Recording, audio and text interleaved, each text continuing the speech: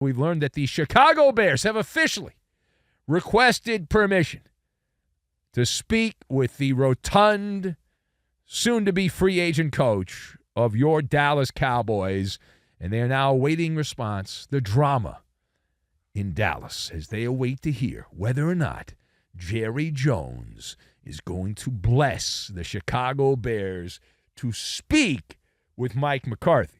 Now, technically, you'll say, well, what does the Bears need permission? Well, technically, McCarthy's contract expires on Wednesday. You look at the calendar. Today is our Tuesday show, so expires on Wednesday. But there's always a but, and anything before the word but you throw out. It's a lie.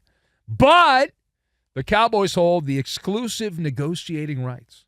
Sounds very impressive, doesn't it? Exclusive negotiating rights through January 14th. After that, though, McCarthy is free to roam around the coaching countryside in free agency. Now, McCarthy met with the Dallas football team. They had their exit interviews on Monday. That should have been fun, right? We suck. I suck. You suck. We all suck. So they talked about the season, scheduled time with the training staff, all that stuff, went through all the nonsense, end-of-season checklist. And then they went their merry way off into the wild blue yonder. And that's where we are. So let us discuss the question. While it had been a rumor for a couple of months, now that it has actually happened, that the next step in the process is taking place. What is behind the Chicago Bears' interest in Mike McCarthy? Mike McCarthy. So I have classic bamboo, Joker, and perfume. And we will combine all of these things together, and we are going to make teriyaki chicken is what we're going to. I had some for dinner. It's not bad. A little teriyaki. Homemade. Oh, I didn't actually grow the chicken and kill it, but the teriyaki, I put it together. All right, so this is a Transformers story. Now, you know, because you listen to this show on a semi-regular basis, a Transformers story is more than meets the eye, or in this case, the ear. Okay, because you have a conflict of interest of sorts. Now, we have often pointed out behind these microphones in the bully pulpit of Fox Sports Radio that in professional sports, specifically in the NFL, everyone's in bed with everyone else, right? They all hang out together. They go in the same circles. They go to the scouting combines. They go to the pro days. They all hang out. They fraternize. Everyone's buddies with everyone else. They pretend like they don't like each other, but they really just love each other. They just wear different laundry. So with that as the backdrop, I say conflict of interest because it is a classic bamboo back scratcher type story, meaning the Chicago Bears GM Ryan Poles is scratching the back of his agent, who is also scratching the back of Mike McCarthy, who is then scratching the back of the Bears GM. You see, Ryan Poles is represented by the same agent we understand as Mike McCarthy. So what a wonderful power play for Mike McCarthy. You put pressure on the Cowboys saying, hey, you better act here. You better act and get this guy signed. Or if you don't get the deal done, we've got leverage. I can go to the Bears. Common bond.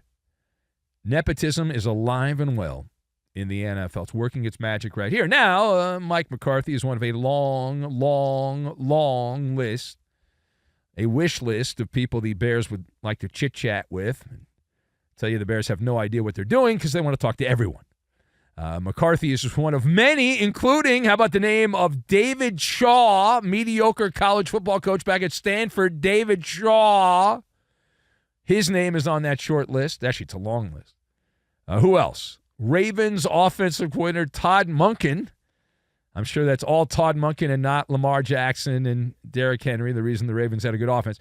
You've got Brian Flores, who's suing the NFL. His name is on that list, several others as well. And it is an eclectic group, fair to say, an eclectic group the Bears are interested in. They will whittle that down with a pocket knife, a Boy Scout approved. Do they still have the Boy Scouts, or did that get taken by the wokesters? Well, when I was a Boy Scout, you have like the pocket knife and you whittle the stuff down. Anyway, that's old school, though. Who wants to get the chance to coach the enigma that is Caleb Williams? And what an enigma he is. More on him in a minute. Now, page 2. From the Dallas side of things, it takes two to tango. Mentioned the Chicago Bears and what's going on with them. But the Bears requesting the interview, right? As we've laid out for you, if you're late to the party, the Bears have requested the interview with Cowboy lame duck coach Mike McCarthy. So how will Jerry Jones handle this? We told you what McCarthy's agent likely is behind this, and it's like, well, he's going to force the Cowboys to sign an extension pronto. This also has a chance to backfire, I believe, in the multiverse. So there is a dimension in the multiverse where McCarthy's camp, they strategized that Chicago's going to force Jerry Jones' hand here and get a deal done quickly and all that stuff. And Jerry says, not so fast, my friend. And he's got a card up his sleeve, and it's a Joker card, and he plays the Joker. And he has said, Jerry, he used the classic sports cliche, and really not just a sports cliche. It's every business in the world uses it. I don't want someone here who doesn't want to be here. It's like Mike Tomlin likes to say, we don't want hostages. We want people that want to be here. And similar thing.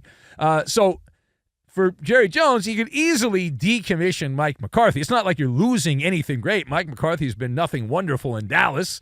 It's been more of the same, right? And as long as the Cowboys have Dak Prescott, you can bring back Lombardi or Tom Landry or somebody like that. You're not going to win because Dak Prescott's a loser. So you don't necessarily have to bring McCarthy back. However, it's easier at this point, we suspect, because of the age thing. And I know as you get older in life, it's more difficult to have to start over, right? You want to start over. So Jerry at age 82, it's more likely than not that he is not interested in making another change, right? Another change. So he's going to keep the status quo and all that. And so expect this to be on brand, though, for the Cowboys. When you say on brand for the Cowboys, that means more drawn out, messy. We talk about it all the time, right? Somewhat unpredictable. There'll be a plot twist somewhere in there and complicated, and then it'll get worked out because Jerry needs to milk everything. I get it. It works. Most valuable sports franchise in the world, according to the nerds, the bookkeeping nerds. All right, last word here. So we head now to the social media world, the NFL themselves, the National Football League, the NFL social media team posted a 35-minute video of nothing but Caleb Williams highlights, the Chicago quarterback. 35 minutes of highlights for Caleb Williams on the NFL propaganda website. What are your thoughts on that? All right, so I got a few thoughts on this. I have a few thoughts. So the Bears, and maybe I'm wrong on this. I don't think I am. The Bears were not only a football team, they were trash. They went 5-12 this season, the Chicago Bears. In fact, they were actually worse with Caleb Williams at quarterback than they were the previous year. They won 7 games before Caleb Williams got to Chicago, so they were tangibly worse. And this is more evidence that in the big picture, and this has been this way for some time, the first athlete I really noticed this with, where you don't necessarily have to win to get marketing, Danica Patrick. We did a bit. I did the show with Looney on the weekends. We would give updates on the NASCAR races, and Danica was a big deal, right? And we kept going page down, page down. It didn't matter. She was like on every commercial. Danica Patrick.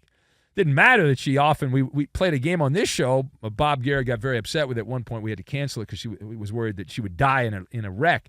But it was we would place bets on which lap Danica would wreck in during the race because it was inevitable. You knew at some point she was going to get in an accident. It happened almost every race. She got into a wreck in almost every NASCAR race, and we did that for a while. But it didn't matter. I mean, she was on every commercial, and she had tons of marketing money because winning didn't factor into the arithmetic. And with Caleb Williams, it's all about Madison Avenue. It's all about Madison Avenue. Marketing and advertising and the way they do it, the amazing Houdini ability, abracadabra, hocus pocus, presto, just like that. The ability to bend the truth, bend reality, the time-space continuum. The results are stunning. They are absolutely stunning. It is the ability to take a big pile of garbage and to spray perfume all over the garbage. It's wonderful. And then sell the product, and people eat the product, and they love the product. And Williams, to be kind, little rough around the edges there. Little rough, Caleb Williams there. He has mastered, though, in the pocket, the slide. Do the electric slide when you're doing trying to find an open receiver, and then you check down, and you throw a screen pass or a check down, and that's your offense in Chicago. And hold the ball for too long. That's how you get sacked 68 times. There's no other way to get sacked 68 times. These are all professional offensive linemen. The only way you get sacked 68 times is if you're bad at your job. That's how you get sacked 68 times. The inability to process information rapidly and get rid of the football is a dead giveaway. It's a dead giveaway. That's how that happens. So, rubbish time stats. We pointed this out during the season. We can do the final tally if you want. Caleb Williams, a stat bandito in the fourth quarter of games where the Bears were losing by a wide margin or winning by a wide margin. But either way, empty stats, etc. But regardless of all that, the 35-minute video on the propaganda arm, the Pravda news service of the NFL, is really a tool for the fool, the uneducated football fan, the low-information fan, which is the backbone of the NFL. They love the dumb because the dumb do not want to deal with the reality of the situation, and the low-information fan, they eat all that up, right? They yum, yum, yum to my tum, tum, tum. Can't get enough of it. And the fact that the Bears won 5 games and Caleb Williams, if you take away the backstory, if you take away the draft status, and you just judge the man on his performance, you would question his long-term viability as an NFL player, but you're told not to do that, so you generally avoid doing that. That's kind of how that goes. All right, we'll take your calls. You want to talk about any of this? Mike McCarthy, hot name? Come on.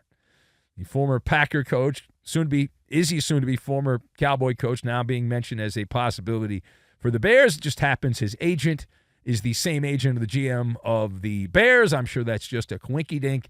That's all that is. Also, the Jerry Jones angle of this, how he's going to react to it, and the amazing sizzle reel of glorious highlights the Bears put out for Caleb Williams.